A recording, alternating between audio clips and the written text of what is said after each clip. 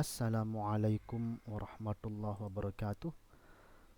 Pada kesempatan kali ini saya akan memaparkan tentang bagaimana proses atau alur pendaftaran PIP Madrasah Kementerian Agama Republik Indonesia dan bagaimana penyalurannya serta kapan penyaluran dana PIP masuk ke rekening siswa-siswi di lingkungan Madrasah Kementerian Agama Republik Indonesia.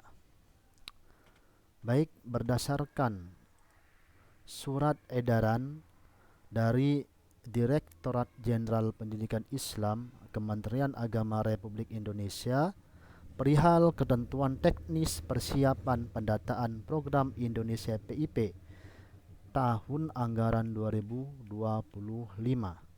Di sini ada 10 poin menjelaskan bahwa 1.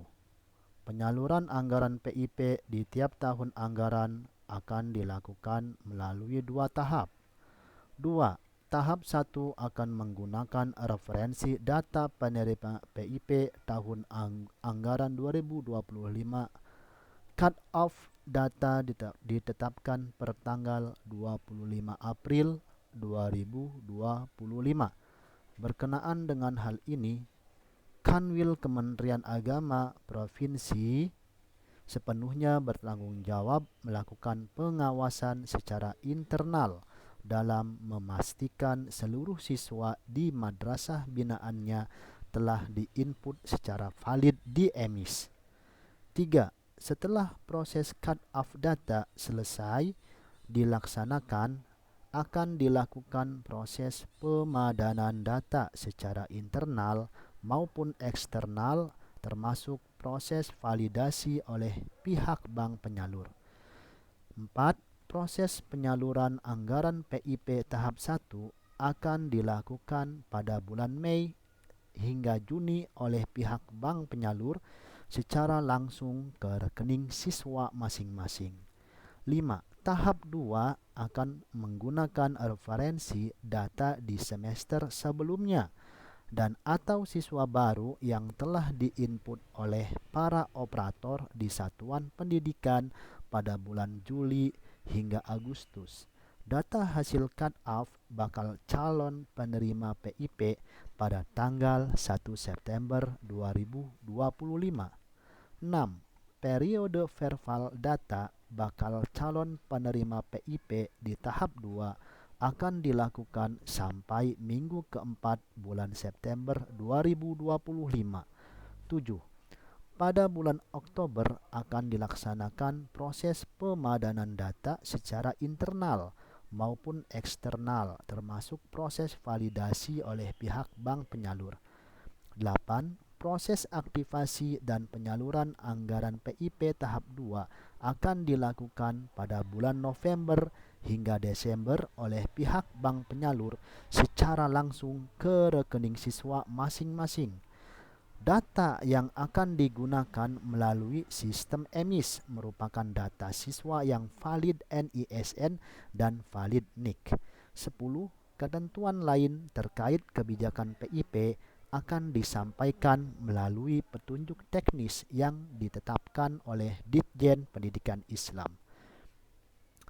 Dari 10 poin surat edaran dari Dirjen Pendidikan Islam Kementerian Agama tersebut, ada 2 poin penting. Yang pertama adalah bahwa PIP itu tidak ada pendaftaran secara massal di sekolah, tapi PIP diambil dari data yang diinput oleh operator, dalam hal ini operator madrasah melalui sistem EMIS Kementerian Agama Republik Indonesia. Kedua, siswa tersebut sudah mempunyai NISN yang diberikan oleh Kementerian Pendidikan dan Kebudayaan melalui sistem EMIS. Berikutnya adalah data tersebut sudah valid, baik itu NISN-nya maupun valid nomor induk kependudukannya. Jika hal tersebut sudah terpenuhi, maka pihak bidang pendidikan madrasah, dalam hal ini Kanwil Kementerian Agama Provinsi, akan meng-cut off atau mengambil data dan mensinkronkan dengan sistem kelayakan bantuan sosial, baik itu yang dimiliki oleh Kementerian Sosial atau sejenisnya.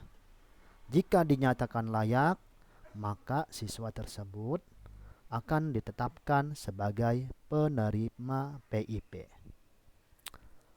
Lalu kesimpulan kedua adalah bahwa di tahun 2025 ini penyaluran PIP dilakukan 2 tahap. Tahap 1 itu akan disalurkan dananya ke rekening siswa masing-masing pada bulan Mei hingga bulan Juni ke depan. Ya, jadi penerima PIP tahap 1 tahun 2025 akan masuk ke rekening siswa masing-masing pada bulan Mei hingga Juni 2025.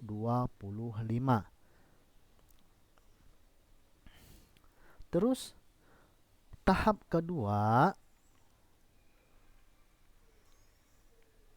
dana PIP akan masuk ke rekening siswa masing-masing berkisar pada bulan November hingga Desember, langsung ke rekening siswa masing-masing.